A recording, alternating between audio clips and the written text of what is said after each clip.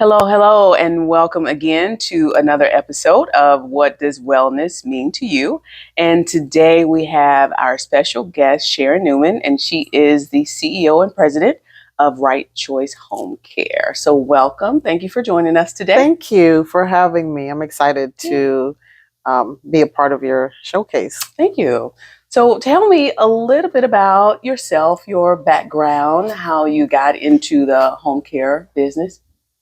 So I actually started doing home care when I was about 17 years old. I was actually thrown into the industry by my mom because she wanted me to figure out what I wanted to do with the rest of my life. And I was like, well, I don't know. I'm only 17. Right. I have like the rest of my life to So, figure it out. Yeah. So I said that she said to me, well, until you figure it out, this is what you're going to do. And strangely enough, I did like it. Mhm. I went to CNA school and went to nursing school. And from there, I went to work for someone in the industry. Okay. And I really loved what I did, helping people. And I wanted to help on a different platform. And so I decided, okay, I can help more people by owning my own business because I can put people in places that are good at what they do, and that will help more people. Yeah. And that's how I got into this business. Is I love what I do and I love helping people. And how long have you been in business?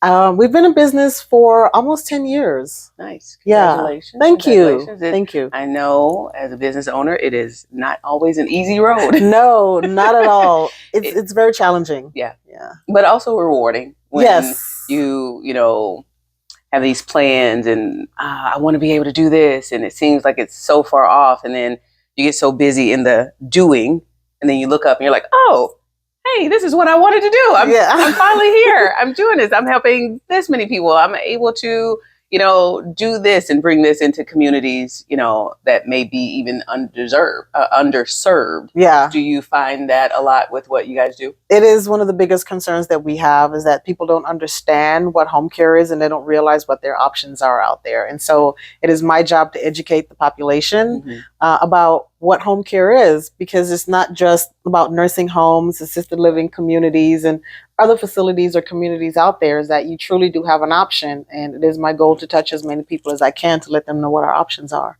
So when you talk about education and how you're educating families, what does some of that education look like when explaining to them their different options? So home care, exactly what it is, versus home health care, right, which is a prescribed services by a physician. And then we talk about hospice, and then of course your assisted living, your memory care, and your independent communities. And so understanding what these different communities are and what they give to you and your loved one. I say give because when you are in a situation, you want to understand all what you're getting from that community. And so that's important that you know that too. And so aging in place, no matter where you call home, is something huge, because sometimes most of our seniors are not ready to leave the homes that they've been in for 40, 50 years. And sometimes it's the ultimatum that is given by the adult children, because we have our own lives, right? We have our children, right? We have our grandchildren. It's hard to be there every day. Right. It is difficult. That's even if you live in the same area as yes, your parent. Because you're living your life, and then there's this interruption that happens in your life.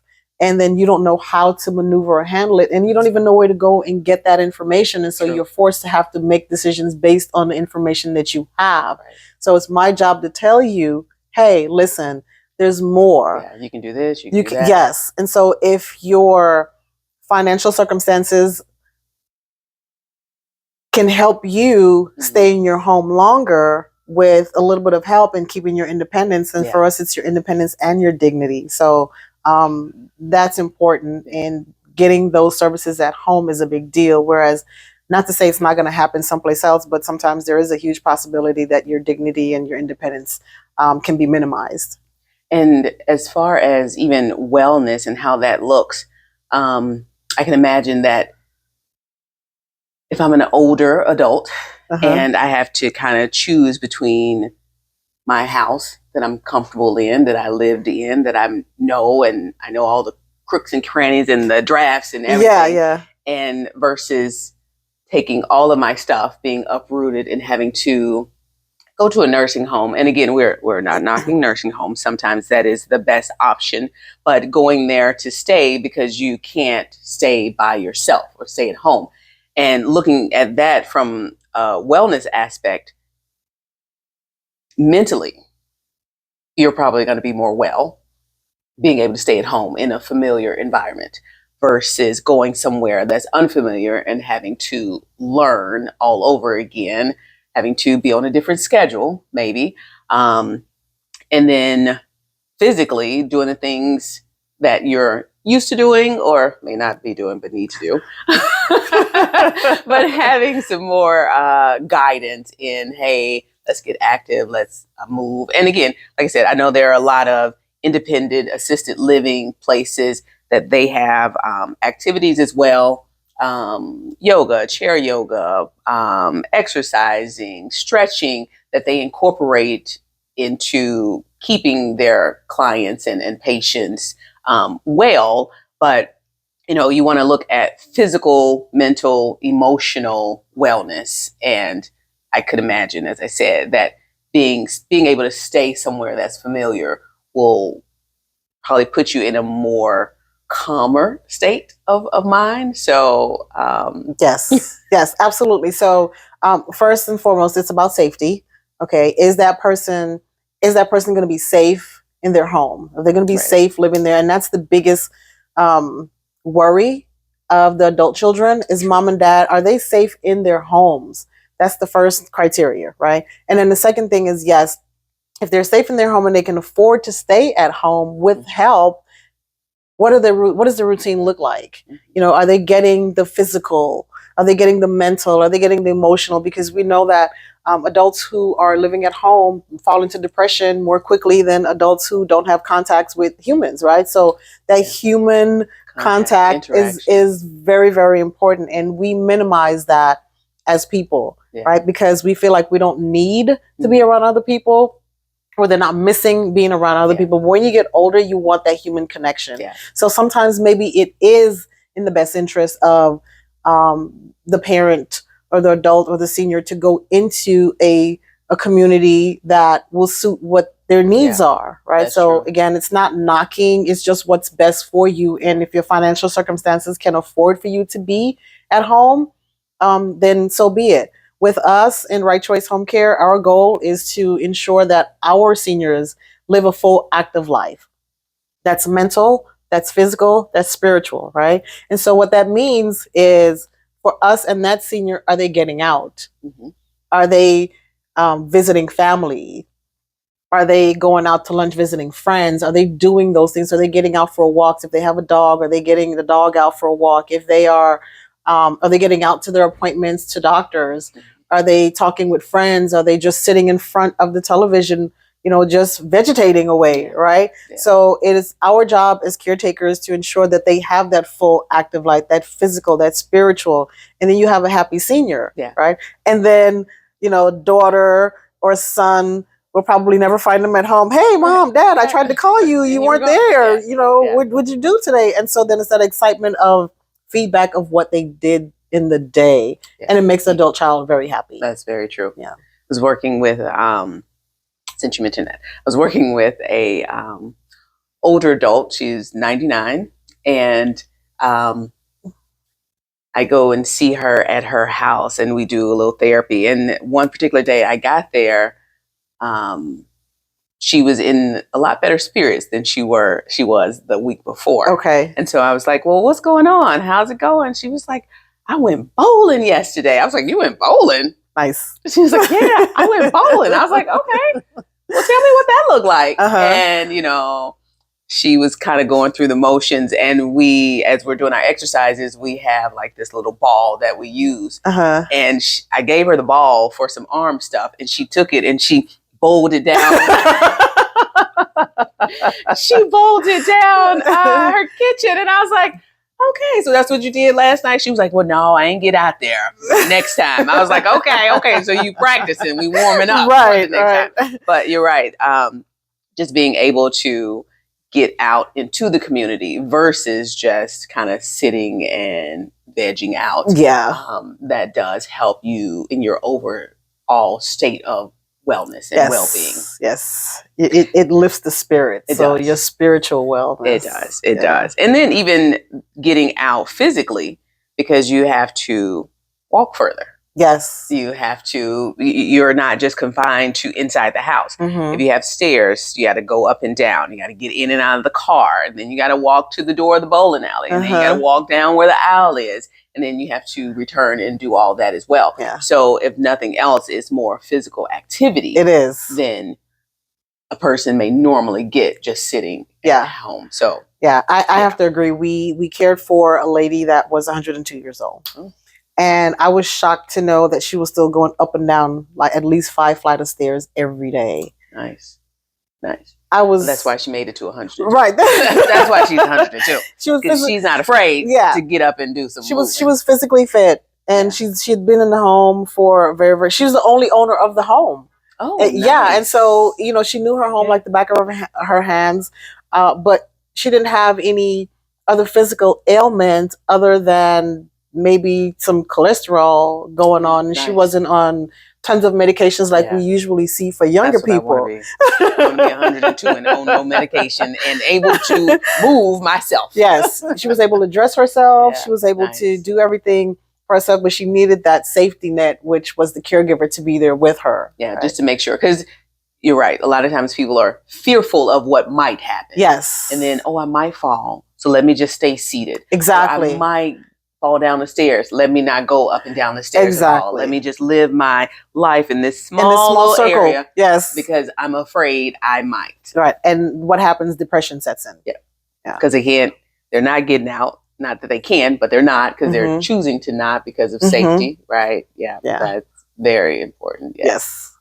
So tell me, how do you define wellness, both physically and within the context of your business? I know we kind of talked about it a little bit, but if you could wellness for me is my physical, mental.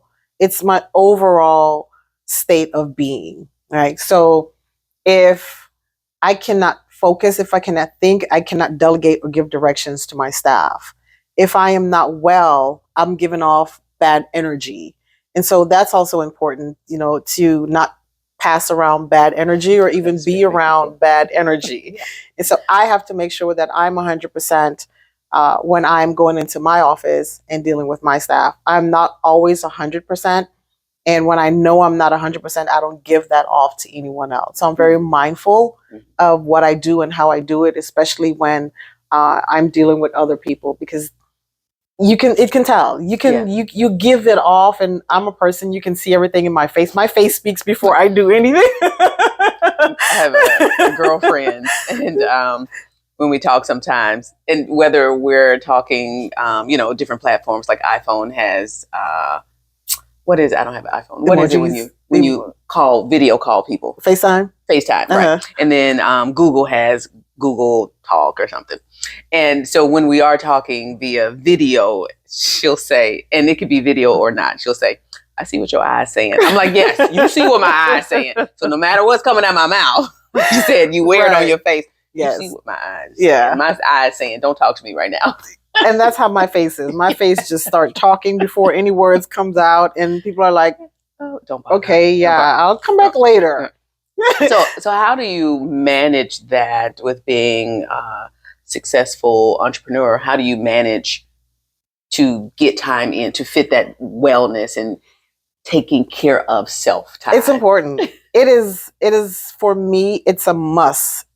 Every day it has to happen. It is part of your routine. It becomes a part of you. It's a lifestyle. Yeah. It's not something that's trendy. Everybody's working out. It killed me. No offense to anyone who just wear workout clothes just to be outside. But when I'm in the workout clothes, it's because I have worked out, and I have to schedule it, because if I don't schedule it, it doesn't happen. So every morning I work out at least 6 days a week. Okay. And I'm out also walking the dog. I also get out and walk the dog for my cardio. Okay. So I lift weights. I used to do a bunch of cardios, but I don't do that anymore inside the gym. I just do weights. So I I do weights at least 6 days a week. And then I do cardio at least 3 or 4 days a week when I'm walking the dog. Okay. So I have to do that. Like, I give you a perfect example. Yesterday, it's funny. I started my day late because some things were happening in the office and I needed to put out some fires. And I had an appointment at 9:30. So I said, okay, I'm going to try and make this work. I couldn't get to the gym. So I grabbed the dog and we went out for a walk. My goal was to get back in the house by 9 o'clock. Mm-hmm. So usually that was about 2-mile walk. So we ran a mile. Come on. Yes. But the dog was like, what's going exactly. on? I was like, okay, we're not going to do that again. But we ran a mile and we walked a mile and I made it in the house. It's exactly 2 minutes past 9. So I was able to get to my 9:30 appointment. I have to be able to fit it in because it is part of my mental well-being. True. That is so if true. I don't get it in, it sends my day in a whole nother direction because this is a part of my lifestyle. Yeah. It's like everything else. You wake up in the morning, you brush your teeth. It's part of what you do. That is so true. So I have to incorporate it from a mental state. So how do, lost my train of thought. Okay. How do you educate your clients about benefits of staying or keeping well, or even your staff? Do you, is there anything you guys do in particular to promote even them being healthy or moving or wellness? It goes both ways for clients and caregivers. So if they're out getting if they're getting the client out, then they have to get out. They have to get out. They have to get out. Right? Yes. No, you go. I'll sit here. I'll wait till you come back. Okay, bye. Have fun. So we encourage them. We strongly encourage them to get the clients out, and that's how they're going to get their wellness in as well. You know, whether it's going to the show, just to relax, watch a movie with the client, get the client out for a walk, go to the symphony, go to the opera, get the client out to the park, just to sit and watch the birds or watch the children play, or just to get out to get some sun, right, in the summertime. So we strongly suggest, yes. Especially in the summertime. Especially. In the Chicago winters, you got to take advantage of everything that you can do in the summer because once it turns cold, you only have a few months. So if you're not from Chicago, you only have maybe 4 months to be able to get out and enjoy the outside. Of course, there's other things to go in, but to just enjoy the outside. Yeah. So that's how we get around that encouragement. Can you share some, you mentioned walking and working out. Are there any other stress management techniques that you use during your day? Breathing. I do a lot of pause breathing. If I find myself in a situation where I'm having a conversation with someone or a situation is elevating my blood pressure, I have to stop and take a pause. I have to remove that situation from my current situation because it's doing something wrong to my body and my body's talking to me and I have to listen. Saying, we do not like this. Yes. Things our heart rate's elevated. Our blood pressure's elevated. Yes. And then anxiety might set in. And so I'm very mindful of that. I listen to my body.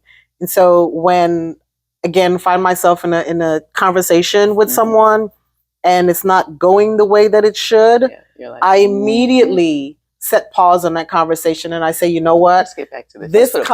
Yes, I let them know this conversation is not going the way that it should be going. So why don't we both hang up the phone, come back to it with clearer heads, and let's have a better conversation because we can't do this yelling at each other or that is So that's how I deal with stuff. And I meditate. I get up early in the morning and I take a breather. It's important to clear your head before I even touch my phone. Before I do anything else, I breathe, I listen to my body, and I let it tell me what I'm going to do next. Yeah, that is very important, breathing. Another one of our guests was talking about just taking a breath throughout the day, because a lot of times when we get stressed, when we get anxious, we tend to hold your breath and unbeknownst, but you hold your breath and you're all tight and rigid. And it's like, the more you do that, you're telling your body there's something wrong. Yes. So you're probably experiencing that during some of those heated conversations. And your body's like, yes, something's wrong. That red light is going around. Yes. And yes, you have to try to relax, take in some deep breaths and relax not only your mind, but the tension too in your body. Because a lot of times we're, oh, if I could just get my hands around their neck. I'd never think that.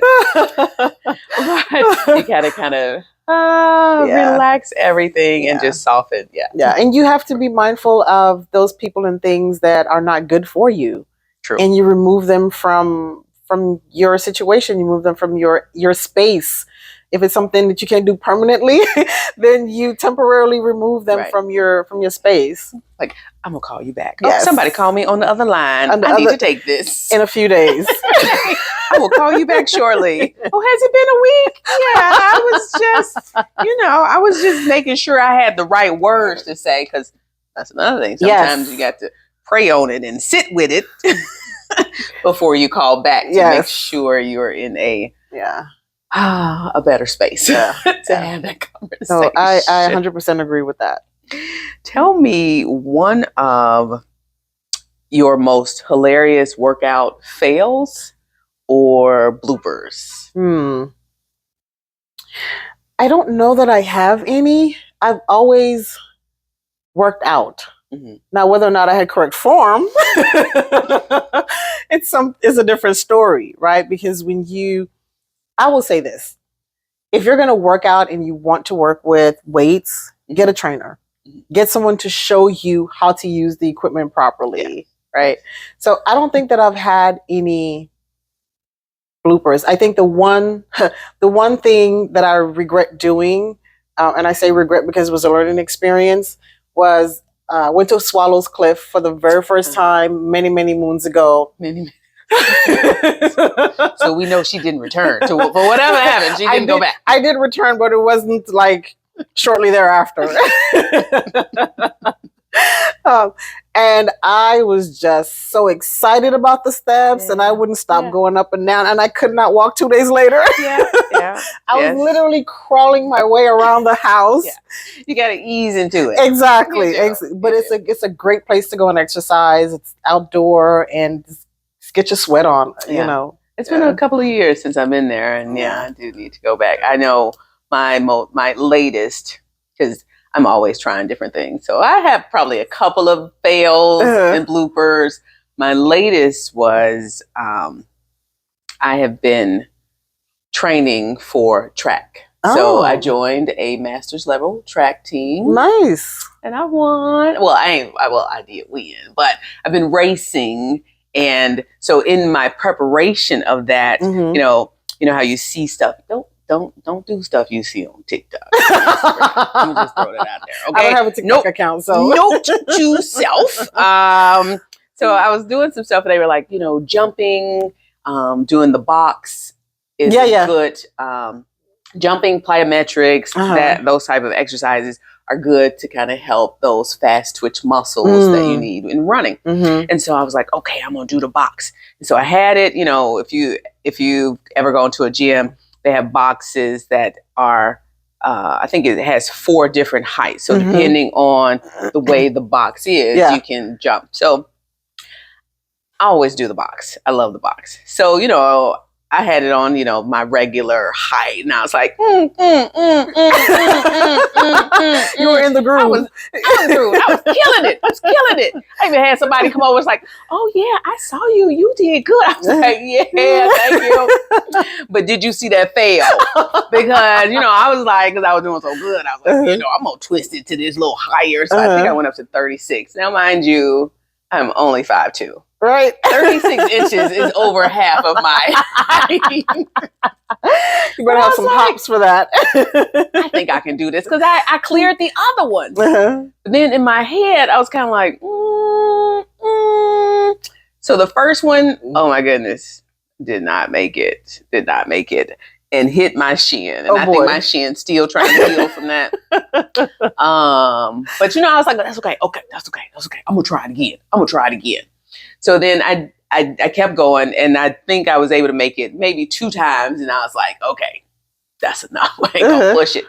But, you don't learn always the first time you do something. So You'll try again. try again. But this time I was at the office. So I was back at the office and I was just telling somebody about my box fail. And I was like, I think it was because the box was wood. So it had like an edge on it like that. I had You were making excuses for the box. That's because it was wood. Now, if it was cushion, I could have did it. And so, we have a table and I lifted up the table to about the same height and I jumped again and hit my other shin. Oh my goodness. I was like, I'm never doing that again. I don't do the box. Only do the box if I'm doing step ups. That's about it. I'm not doing anything else on the box because I'm afraid of falling on my face. Which is a viable reason not to. But, I like to take risks. Listen, there are videos everywhere, okay? So you'll find yourself in one of those video fails. Actually, I did record myself and I didn't post that one because I was like, we're just gonna act like that one Tuck didn't that happen. one away. Right. Yeah. If wellness had a superhero, what would their name be and what would their superpower be? Oh gosh, I don't even know if this would be a superhero, but it would be Spank. Spank. Yes. Okay. And he would go around spanking all the lazy people in the gym and sit on equipment. Yes, get moving, right? Because sitting is not helping and you're taking an equipment that someone could be using. So when you're in the gym, are you like are you done yet? Yes, that's me. That's me. I'm like, how many more sets do you have? Now, when you are, do you do all of your sets on that machine right then? I superset. You superset. I superset. Yeah. So I do rounds of, let's just say back is my favorite muscle to work. So I'll do pull downs. I do face pulls. And look at that lovely posture that she has. Thank you. So I love the back workout and I will do push-ups. I'll do face pulls. I'll do lat pulls. And so I'll just make a circuit of what I'm doing. Yeah. And then in between my rest from that circuit, I'll do ab work. Okay. So I'm getting all of because sometimes I don't have the time to spend 2 hours in the gym. And so lately I've been finding myself spending less time in the gym, 45 minutes. Right, because you're able to hit. Yes, I'm able to hit those target. And if it's just maybe I go in for that one workout, that one muscle, or sometimes I'll do, chest and shoulders, right? And sometimes I'll do leg and back, or I'll just go in and do cardio and abs. So it depends on what I'm working, but whatever I'm doing, it's always superset. Yeah. I do love the superset too. I'm usually, like you said, if it's legs and they have that adductor machine and then the abductor machine. I switch up on those too. And I hate when someone comes over there and they get on my machine. I'm like, and then they sit. I'm like, hold on. I just have, if I could just, are you resting? If I could just jump in while you rested and then you can have it back. Yes. Because I'm almost done. But most times I'll say, for the most part, I think people see when you're doing that. Supersetting, and they'll say, "Are you? How many more you got? Are you almost done?" Instead of kind of just jumping in. Yeah, not always, but sometimes. Yeah, we have some people that will just jump in. They know you're doing it, and they'll just jump in. But it's okay. I'll go to another machine and come back. I will too. But I'm usually like, "Get out! You're messing up mine," because I do hate to. Not that I hate to, but I try not to rest. Yeah. In between, it's like.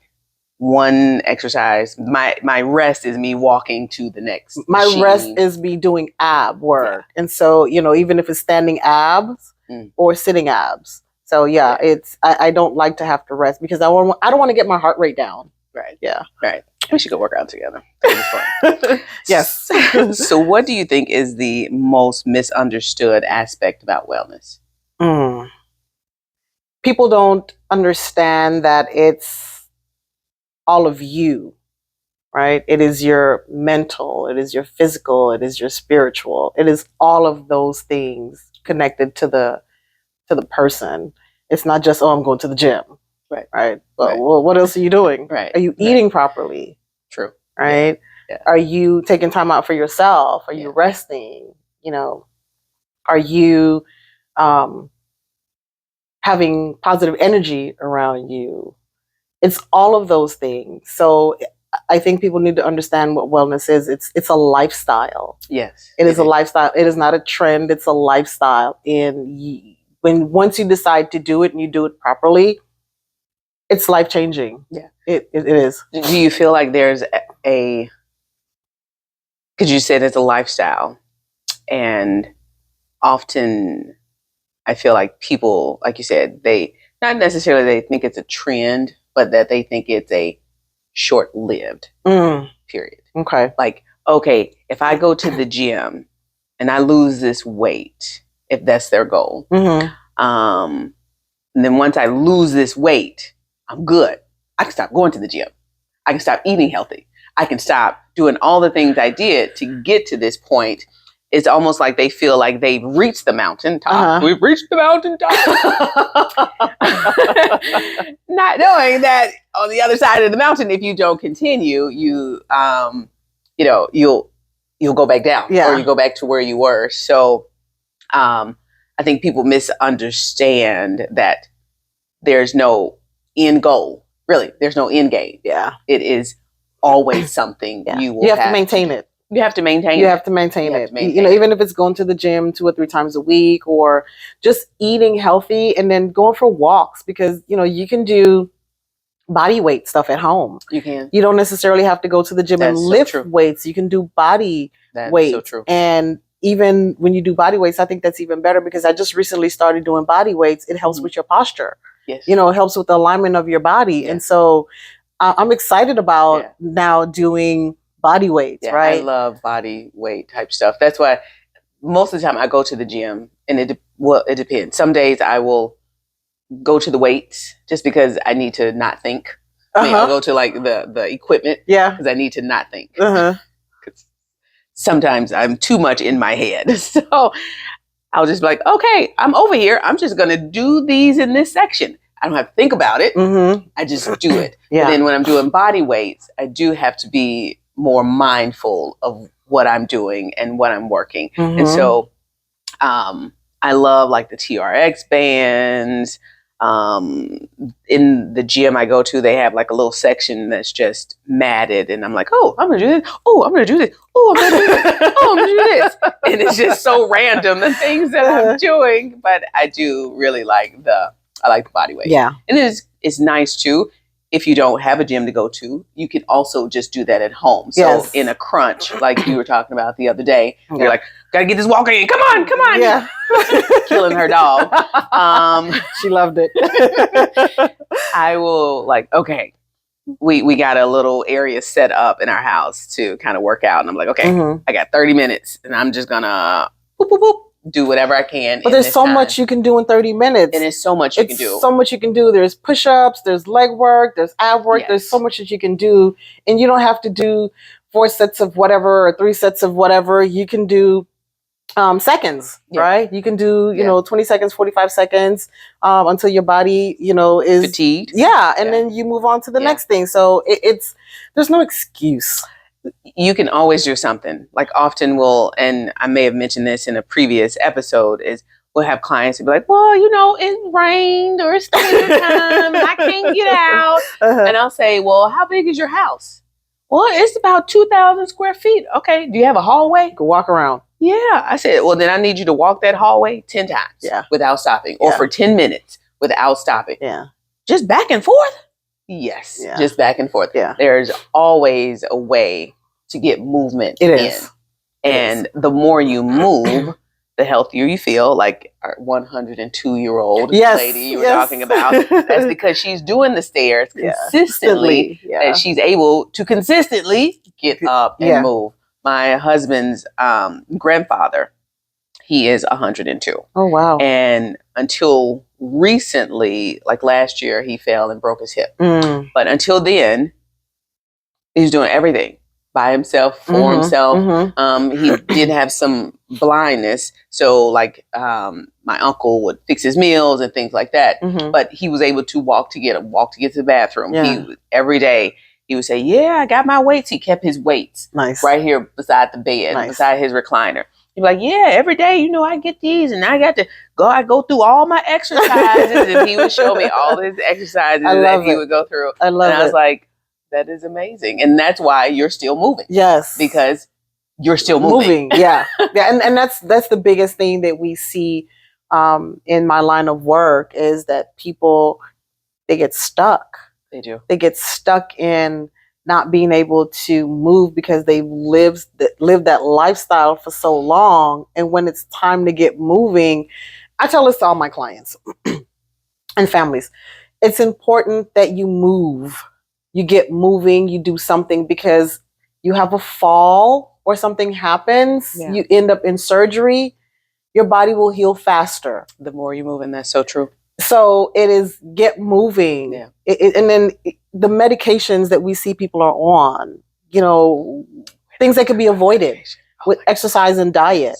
Yes. 13, 14 medications, and you're thinking, oh, it's not going to be me. But if you're not moving, it is going to be you. It is going to be you. And again, it's not you got to be at the gym 6 times, kudos. But you don't have to be at the gym 6 days a week. Right. You don't have to do it for 2 hours. You just have to be consistent in what you're doing. And that's what it's mostly about, being consistent in doing something versus nothing. Yeah. And to your point about the surgery, moving and being better after the surgery, if you're moving more, and that is, from my aspect, PT, right, is the more you sit, the tighter you get. Mm-hmm. The tighter you get, now they're replacing a joint. Yeah. Your muscles are tight and restricted. Weak. Mm-hmm. And they're going to be kind of cutting and moving some of those muscles around to get to the joint, if it's a total hip replacement or total knee replacement. So then you're not only battling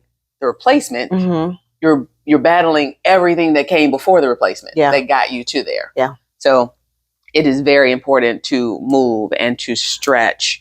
And that's something else I want to say. A lot of times people talk about working out, but they don't really add stretching into the working out. Yeah. And that is just as vital to stretch as much as working out, because you're asking your muscles to, I use the analogy of being awake and sleeping. Yeah.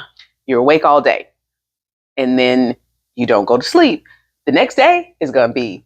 Yeah, you're certainly going to feel it. And it helps to elongate the muscles, and stretching definitely does help. I incorporate stretching in my workouts. Either before or after, mostly before, to loosen up the muscles and the joints so I can do a little bit more. So I'm not as tight. And then, later on when I'm done with my workout, I'll do just a little bit more. So I don't do it as much as I should, because I want to do yoga. That's what I want to do. Mm-hmm. I want to do yoga because I think that's the ultimate level of stretching. It is. It is.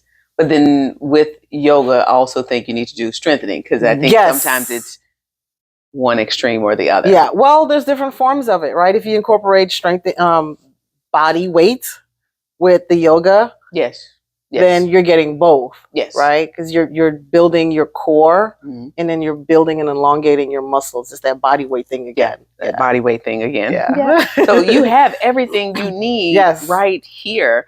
And I'll even say, just for me on those days where it's like, I got a lot of stuff to do. Okay, I'm going to do 50 squats. Nice.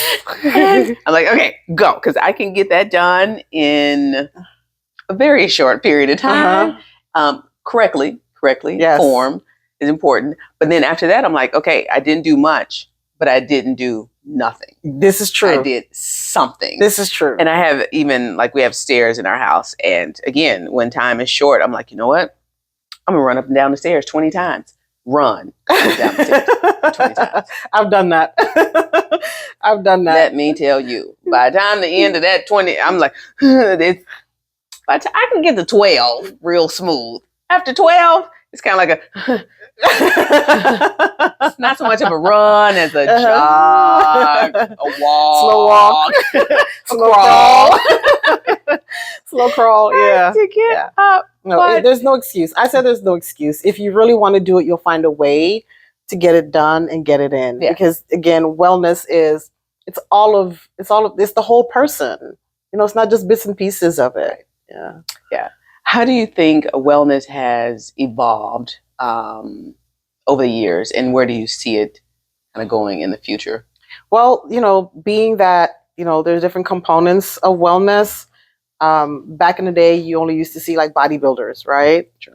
and then it would be mostly men that would be that would do it, and then you would see women doing aerobics only, right? So you had two different extremes of what that looks like. And then we certainly didn't talk about food. You know, we talked about the food pyramid, but that was it, right?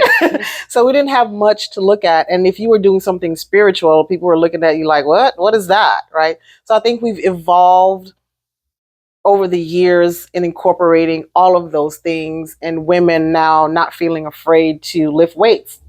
Because as we get older as women, we do need to lift weights because it helps to strengthen the bones, right?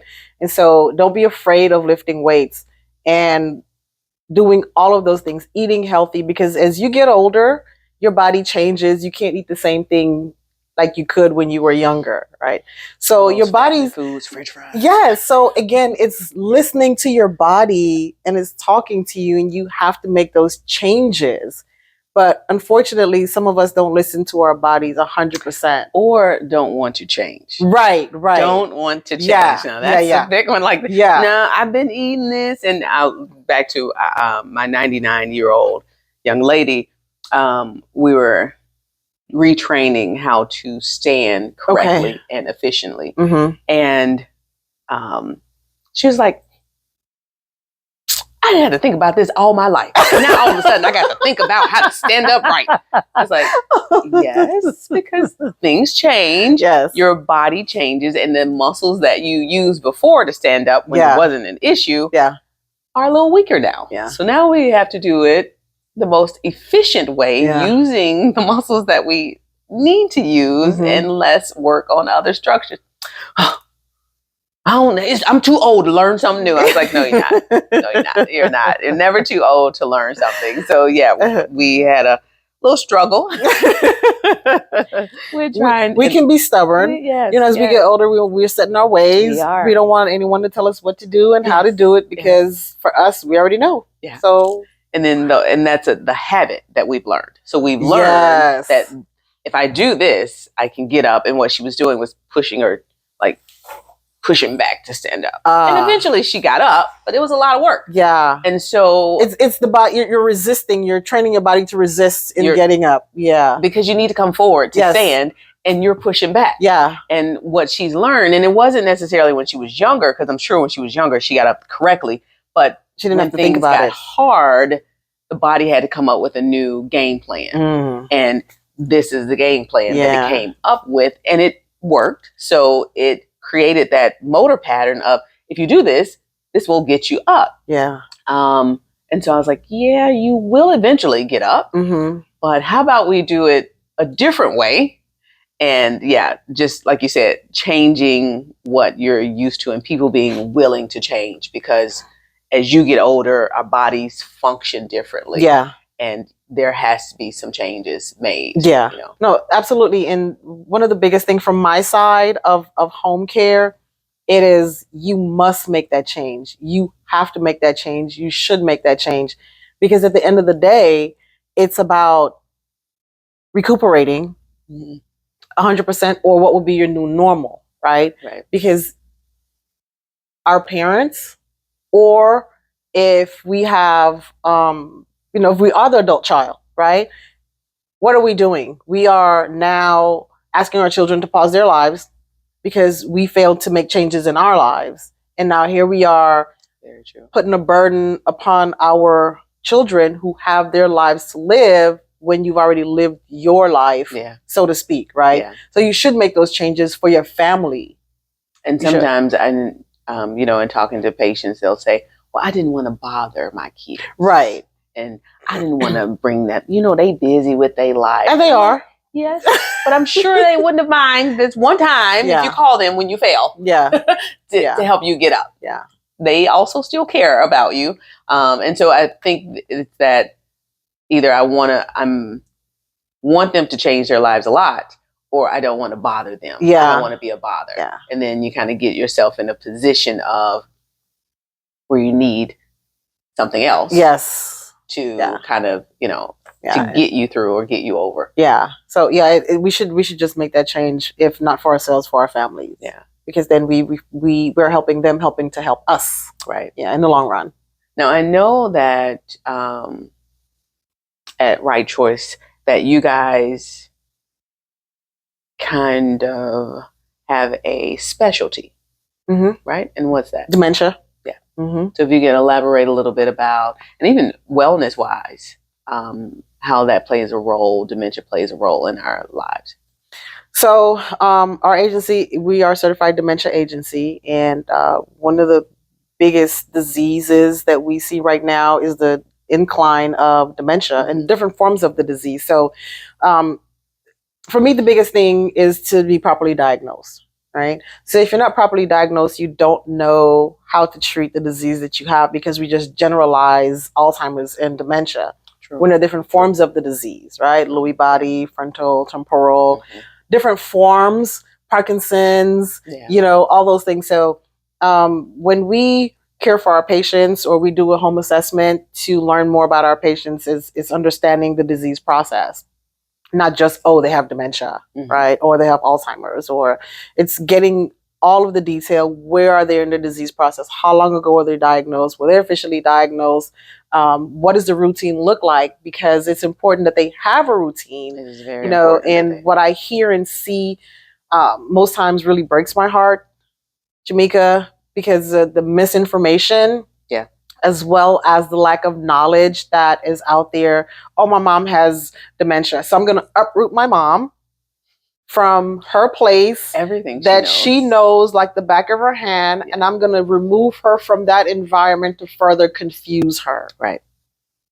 So she's wondering, where am I? Why am I here? How did I get here? What am I supposed to be doing? Yes. Where's my house? Where's my home? All of that. And the memory, the disease now starts to progress, because you've just turned off a switch for your loved one. Yes, you're thinking, oh, it'll be better if he or she comes with me.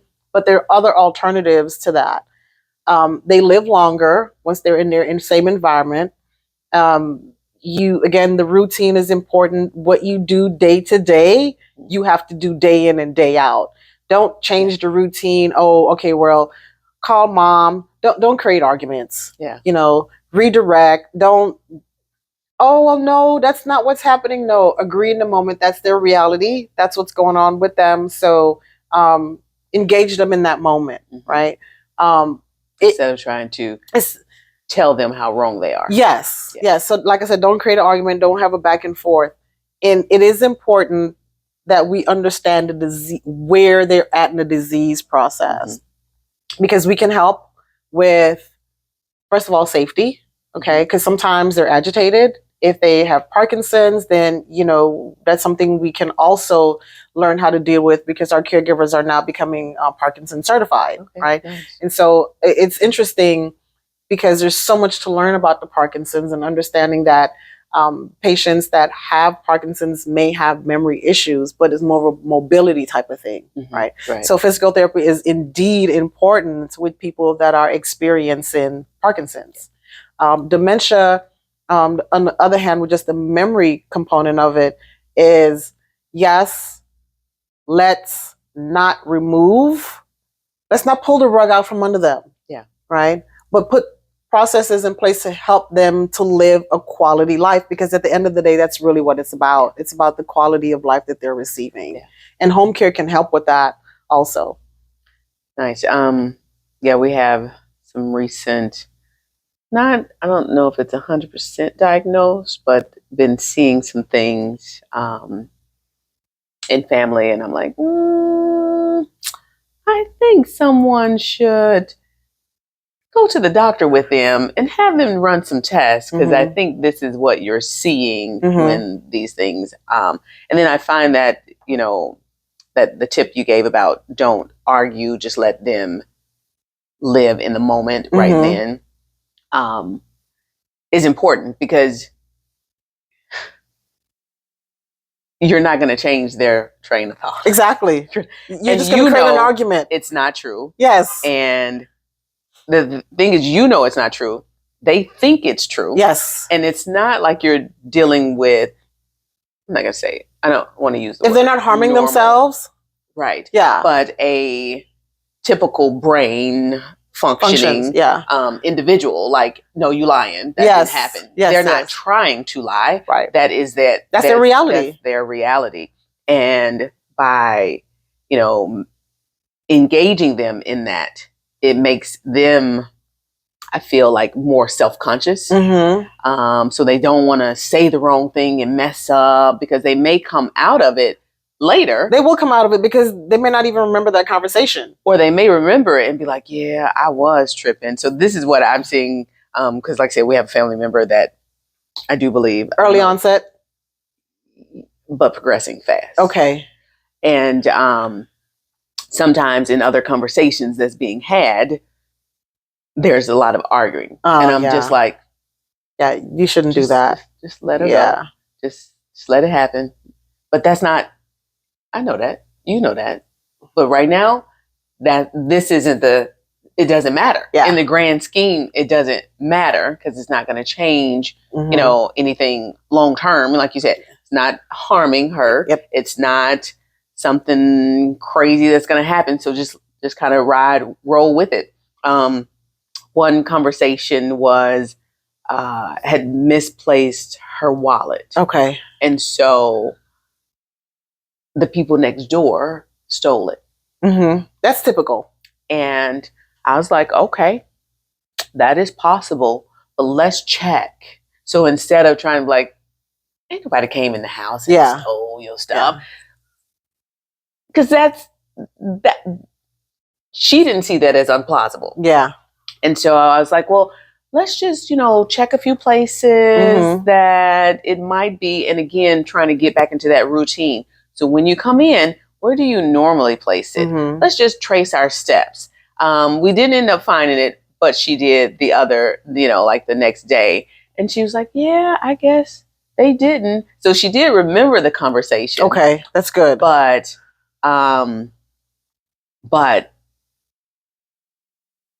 was also like, well, I'm glad you didn't tell me I was crazy. Yeah. Because sometimes it's like, you crazy. Yeah. Blah, blah, blah. Just blowing it off. Right. Yeah. And we say these things nonchalantly. Yeah. But it really does affect the person and how they feel and how they operate. Because then the next time it happens, they may really think that. Yeah. But then they're not going to say anything, because I don't want them to call me crazy. Yeah. Because I'm not crazy. I'm not. And I've found too that a lot of people are afraid of getting dementia. Yeah. So like, it's like they would rather have heart disease or high blood pressure. Yeah, but you don't know. I mean, and not to say you don't know that it's happening, because I've experienced, with families where that individual knowingly, the senior they know that they're having memory concerns. They know it. Yeah. One client that we have,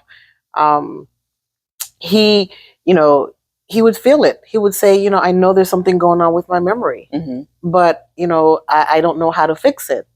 And just regulating, and sometimes it can be medication related. True. So if it's, it could be a UTI that's causing confusion, it could be a number of things. So medications has so many side effects. Yes. So that's why it's important to get properly diagnosed before we go yelling out, hey, it's dementia. Yes. Right. True. It's so important to do that. And if you don't have a good neurologist, or this is no knock in physicians. Okay. So don't send nasty letters in. But sometimes you have physicians who just say, oh, okay, it's dementia. True. Yeah. Yeah. But then I'll see, working with clients, they'll forget something. Oh, I forgot. Oh, I hope I'm not getting dementia. Yeah. I'm like, you just forgot one thing. Yeah. That doesn't necessarily mean. Yeah. There's a series of things. So when we do our home consultations, we really love for that individual who the service will be for to be at the table with us, so we can engage in conversation. And usually within the first 10 minutes of the conversation, I can know that they have some memory concerns. Yeah. And the family's like, oh my gosh, I didn't know. Yeah. Well, you're not around, first of all, and there's nothing wrong with that. You have your own life to live. But, people who have dementia, especially if they're in their own home and they're experiencing and they know something that's going on, they will hide it. Yes, they don't want you to know. They can hide it really, really good, and you will not have a clue until you go in there and you visit and you realize and you open the refrigerator that food has been there for a month and it hasn't been touched, or mom or dad hasn't taken a shower because they're afraid of falling or don't remember to take a shower, or they haven't eaten because they didn't remember that they ate. They're just small little things, and so people shy away from home care because they feel like their loved ones don't need it. It's like insurance, right? You have insurance in case something happens. And in cases, if mom or dad falls when they're at home or something more drastic happens to them, you have someone that can be a witness to what's going on and to ensure that they are eating healthy, that they are getting out, that they are living a full active life. And you can continue to be the daughter, the son, and live your life knowing that mom and dad is taken care of. So again, wellness goes, it's family based, right? True. And if your parents aren't well, you're not well. Yeah. If your children aren't well, you're not well. That is so true. So it is tied to our families. It is. So that's why we have to take care of us first. We have to take care of ourselves first. Or try to take care of ourselves in between taking care of everybody else. Exactly. That's kind of where I am. I'm trying to take care of myself. As I told someone, one of the other clinicians that we have at the clinic, I said, "Oh, I'll be back. I'm going to go on my Uber job." And he said, "You have an Uber job?" "No, you got an Uber job? You work for Uber?" I said, "Yeah, but it's free because it's for my kids. So I have to go pick up and drop off. So I'll be back because I got to go run, pick up and drop off people at their different activities." Right. And so having to schedule my schedule around their schedule because my Uber job, my free Uber job. And he was like, "Oh," I said, "Yes, that's what it feels like sometimes." So it's very important and also hard, but very important to schedule, like you said, taking care of yourself. Yes. Because everybody's always tugging and pulling at you. So I found recently, and I got my husband on board with this, we're spread so thin as business owners, right? And so and we have children. We have a 21-year-old and we have a 12-year-old, and this 12-year-old is in all kinds of things and doing all kinds of things. She worked for Uber too for free. I don't work for Uber. I'm going to say I work for Uber part-time because what I've learned is let somebody else, if you can afford to pass on that job to someone else, then pass it on to someone else and free up your time, because time is something that you can't get back, right? And so we spend a lot of time in and out of traffic. And again, that builds on the stress that we have. Yes. And then our families and our loved ones don't receive 100% of us. Or they receive that angry us. Get in the car. Let's go. Right. So I have made it a point to not spread myself so thin. And I have, brought on a transportation company to help me tote my daughter back and forth. I'm about to get that number. Part-time. And for events and parties and those things where we can't really be at two places at once. So yes, if you can delegate that job to someone else, then delegate it to someone else. You don't have to take on all the responsibilities on your own. And for me, for years, even in my office, it was hard for me to delegate because I was so used to doing everything on my own. Yeah.